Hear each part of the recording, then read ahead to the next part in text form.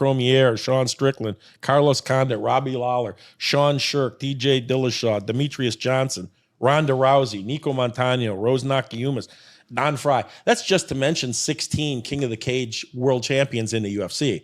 People get excited, I'm putting my guy into the UFC. I'm not interested in putting guys into the UFC. That's not what I do. What I do is when they're ready and I know they can win in the UFC, that's when it's time for them to go. A lot of guys try to run early and they wash out, and then they expect me to be able to bring them back. I can't go to television and say, hey, I got the best guys that are not good enough to be in the UFC.